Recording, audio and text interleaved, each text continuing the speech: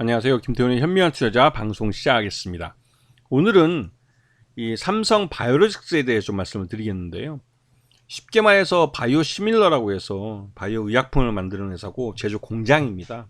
여기는 신약을 개발하는 회사가 아니라 만들어진 약을 얼만큼 싸고 대량으로 생산할 수 있느냐 하는 양산 공장입니다. 그래서 삼성 바이오로직스는 기존에 그 신약 제조하는 회사들이, 그러니까 신약을 개발하는 회사들이 만든 그 신약을 위탁 생산해 주는 게 주업이죠. 그래서 생산 캐파가 무엇보다 중요하고 생산할 수 있는 신약의 종류가 무엇보다 중요한 겁니다.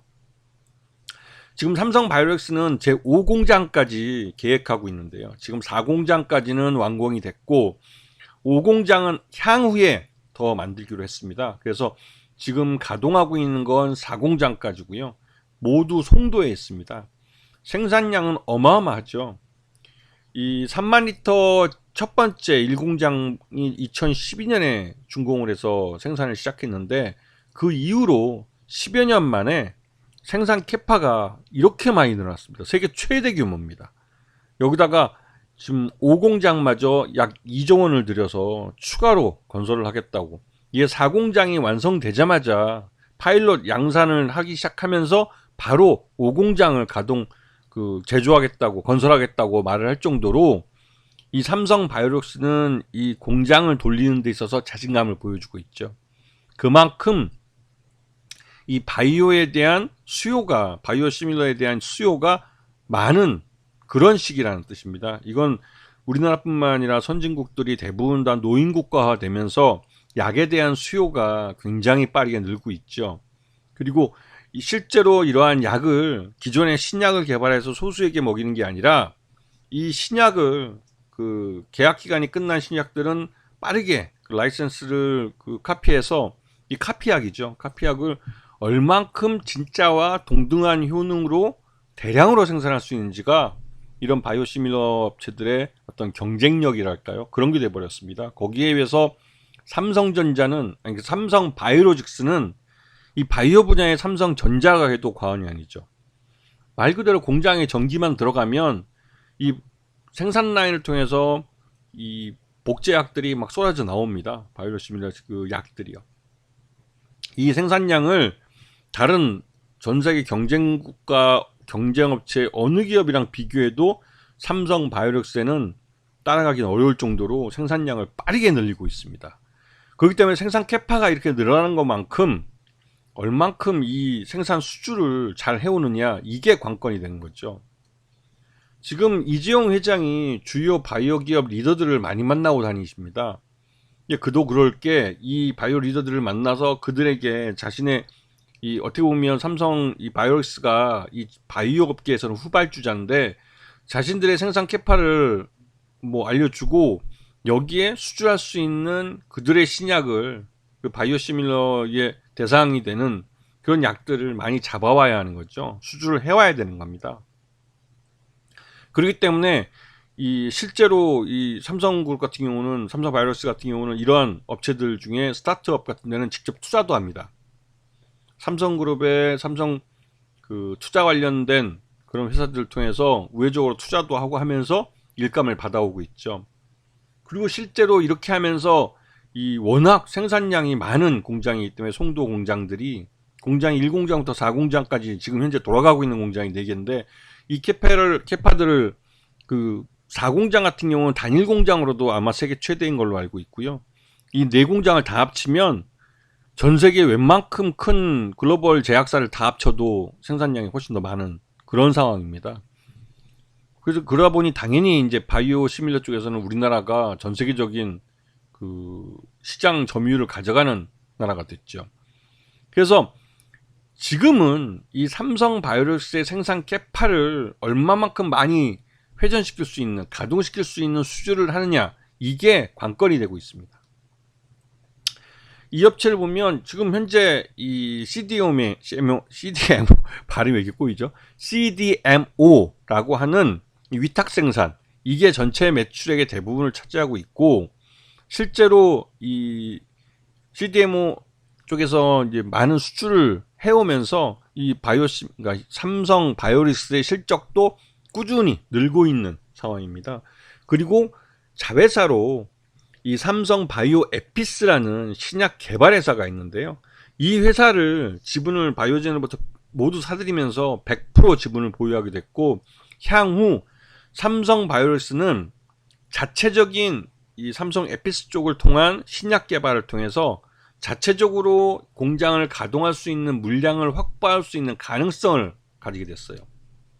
이게 나름대로 삼성이 독자적으로 이쪽 그 바이오 시밀러 쪽에서 이 생존을 담보할 수 있는 아주 중요한 교두보를 마련하는 의미가 있습니다. 그리고 장기적으로 삼성 바이오에피스를 상장시키고 또 그렇게 했을 경우에는 오히려 삼성 바이오로직스의 지분 가치도 올라가고 또 모회사인 삼성물산의 기업 가치도 올라가기 때문에 궁극적으로 삼성그룹의 지배구조 개편에도 영향을 미치게 되는 거죠.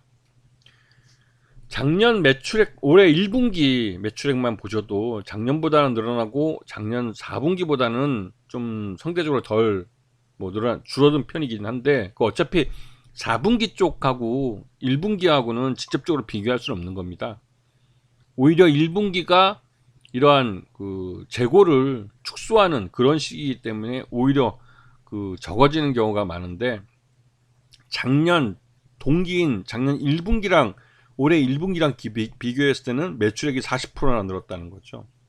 물론 단기 순이익은 줄었지만 그래도 매출 내용을 이만큼 키울 수 있었다는 건 그만큼 이쪽 시장이 또 공장 가동률이 꽤 높다는 것을 담보하고 있는 겁니다.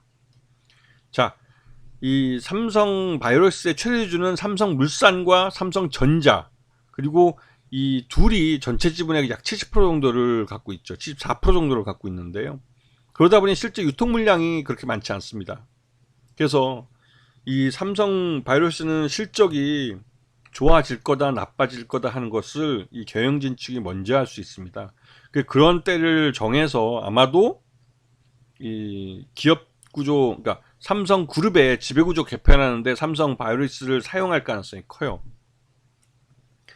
지금 이 삼성 바이오로직스 같은 경우는 그 글락소스미스클라인처럼 이렇게 세계적인 굴지의 이 다국적 제약사와도 거래를 하고 있고, 이들로부터 장기 계약, 이번에도 이 계약 조건이 좀 바뀐 것도 이제 추가 수주를 한 거죠.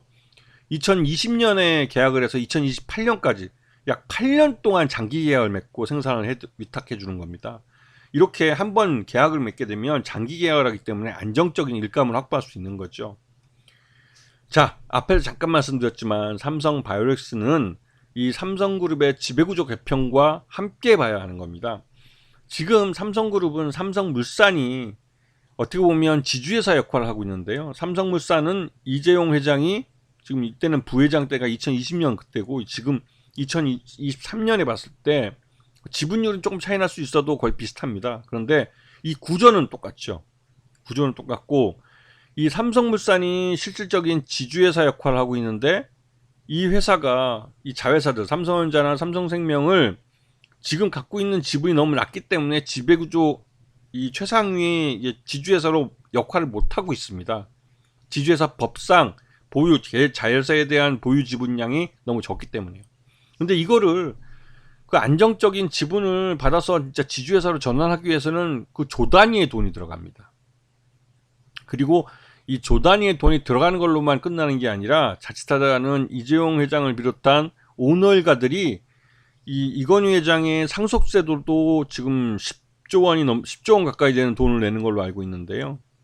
이거에 대한 부담도 또 가중될 수 있죠. 그래서 지금 당장은 지주회사 개편을 하지 못하고 있습니다. 하지만 장기적으로 삼성물산이 지주회사 체제로 가기 위해서는 삼성전자 쪽 이런 계열 제조회사들과 삼성생명이라는 금융회사, 삼성화재나 삼성카드 이런 금융회사들을 하나를 두 개의 큰 덩어리로 나눠서 제조 분야, 제조 쪽 그러니까 지주회사 하나랑 금융회사 쪽 지주회사, 이 금융 전문 지주회사, 이 두 가지로 나눠야 되는 겁니다. 그래야 금산분리법에도 걸리지 않고, 그래야 이재용 회장 쪽이 삼성 그 지주회사를 통해서 전자 쪽과 생명 쪽 양쪽을 안정적으로 지배할 수가 있습니다. 그런데 이런 구조를 만드는데 앞에서 잠깐 설명드렸지만 조 단위의 그 비용이 들어가기 때문에 지금은 엄두를 못 내고 있죠. 그런데 이럴 때 이 삼성그룹이, 이 삼성물산이 최대주로 있는 이 삼성바이오로직스는 나중에 이 전자도 31% 지분을 갖고 있기 때문에 이 지주회사 개편에 있어서 나름대로 역할을 할 거라는 기대감이 있는, 그래서 삼성바이오로직스 주가가 향후에는 궁극적으로 이 삼성그룹 내에서 가장 비싸야 되는 그런 역할을 할 가능성이 크죠. 그리고 최근 들어서 미국에서 이 반도체 시장에 대한 미국의 반도체 패권주의 때문에 이 반도체에 대한 부분에 이 삼성이 좀 영업도 그렇고 매출도 그렇고 제동이 걸린 상태예요. 그래서 이러한 상태에서 이런 수익률 면에서 타겟책은 역시 바이오 쪽을 키우는 수밖에 없는 거죠. 그래서 이재용 회장도 삼성바이오로직스에 대해서 나름대로 많은 영업을 같이 띄워주거나 이러한 뒤에 힘을 밀어주는 그런 역할을 해주고 있습니다. 자, 삼성바이오로직스는 지금 90만원대에서 75만원 요 사이에 좁은 박스권에 갇혀 있습니다. 이 갇혀 있는 이유가 말 그대로 이 삼성바이오로직스가 삼성그룹의 지배구조 개편에 중요한 역할을 할 것이라는 것을 모두가 다 알고 있지만 그 시기가 언제냐 하는 문제가 남아 있는 거죠. 왜냐면 아까 말씀드렸듯이 이건희 회장 상속세도 다 내야 되고 그 이후에 지주회사 개편하는 데 있어서 비용이 들어가는데 그 비용이 오너일가가 최소화되게 하는 구조로 만들기 위해선 삼성전자의 주가는 떨어지고 이 물산의 주가는 올라가는 그런 구조가 돼야만 가능한 겁니다. 그래서 지금 미국이 반도체 칩스법을 내놓고 하면서 이 중국 반도체 시장에 대한 우리나라 기업들의 접근을 제한을 두고 규제를 하고 있는 이때가 또 지배구조 개편에 가장 유리한 시점이 아닐까라는 의견들도 나오긴 합니다. 하지만 예전에도 삼성그룹 자체가 이재용 회장도 이 삼성물산과 제일모직의 합병 과정에서 이 기업 가치의 그 가치를 이제 조작을 하다가 걸려서 그것 때문에 감옥을 간 전력이 있기 때문에 다시 한번 그런 짓을 하지는 않을 겁니다. 그런 위험한 짓을 하지 않고 다른 방편으로 한다면 역시나 시장에서 가치가 결정되도록 만드는 방법을 쓸 수가 있겠죠.